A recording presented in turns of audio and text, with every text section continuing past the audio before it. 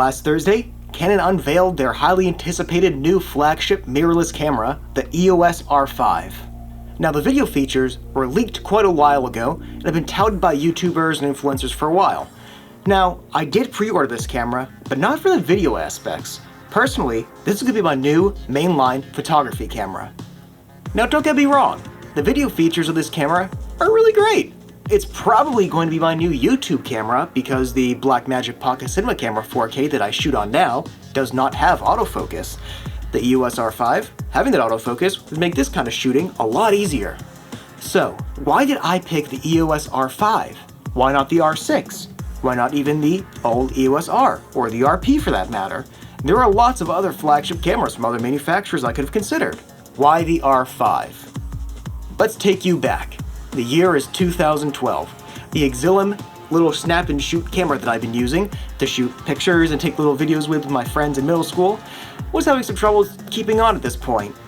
I save up, sell a few Xbox games, and then I pick up the Canon T3i as my first interchangeable lens kind of camera. For 5 years, I cut my teeth on the T3i, learning as much as I can about photography and filmmaking. Now, it's the summer of 2017. I'm just graduating college, and I really want to step up my game even more. I'm starting to take photography even more seriously, and I want to do more freelance type of work. I sell the T3i, and I buy a used Canon 5D Mark III. The body was already kind of beat up, but then I threw another 500,000 shutter activations on it between concert photos, portraits, landscapes, some music videos, and anything else that I could get.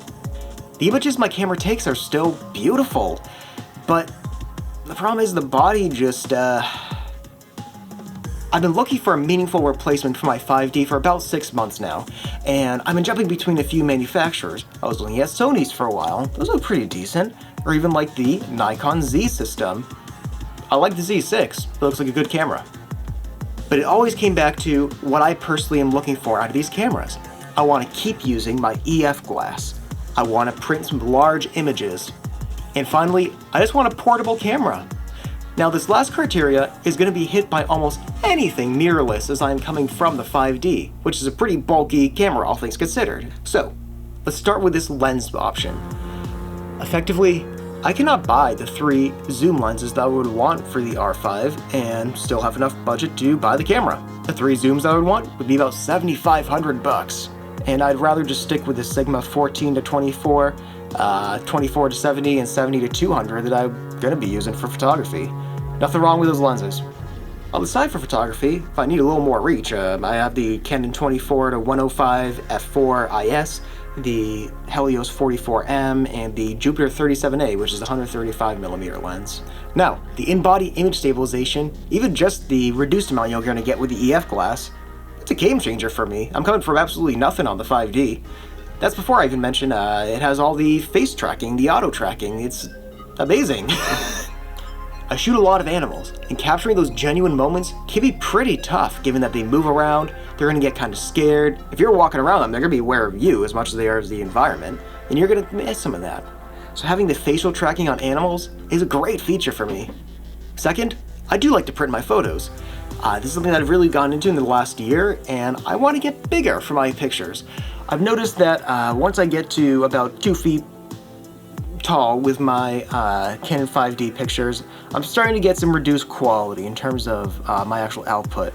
So I'm figuring the 45 megapixel sensor on the R5 is going to be a great asset for me. This camera is also supposed to have some improved dynamic range, which has not been defined by Canon as of the shooting of this video yet. All this together should make this a great camera to print your photos from. Now, later this year, I actually want to do another video where I'm going to be ordering the same exact photo from different print labs across the country in order to compare the different labs. Getting a great sample image to use out of the R5, I think is just the best way to approach that video. And lastly, as I said about the weight thing, I'm getting more into hiking actually these days, especially as the world has locked down in the last couple months. And that extra few ounces of just reduced weight, it kind of goes a little bit of a ways. I'm already kind of like a small guy as it is, so dropping those few ounces can make a bit of a difference over a few days of walking. So as a side, there's like the camera clip that Peak Design came out with that I'm actually kind of interested in checking out and doing a review for. If that's something you want to see, just let me know in the comments. Once I get the camera, I'm going to make an in-depth review on it. First, I'm going to really tackle the photography end of things, and if there's interest, I will jump into a videography review. The camera will most likely be my new YouTube camera once I get it at the end of this month or early August, whenever they ship. So be on the lookout for that. If there's any specific content you want to see out of the R5, I'll be doing a photography comparison with the 5D Mark III and a video comparison with the Blackmagic Pocket Cinema Camera 4K. Anything else you want to see, just let me know below and I'll absolutely do everything in my power to get that done for you. Emma, how do I end a video? Thanks for watching. If there's anything specific you want to see in the future that you think we could cover, please let me know. Emma! I'm working on a few reviews right now. The Contax Zeiss, we have a full set review coming out. I'm actually shooting on two of those lenses right now, the 35mm and the 35 to 70mm. We have a Day 80S Mic II review coming out, which we're using to capture audio right now. We have a few other reviews. We have a Tascam DR40 versus Zoom F4 review. And finally, I'm also doing an experiment where I'm going to be shooting with film for the first time.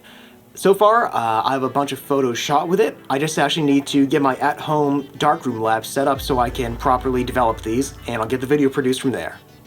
Keep an eye out for those. I'm really excited for how this stuff is coming along. A lot of interesting stuff is going on behind the scenes here. Thanks again for watching. Take care, guys.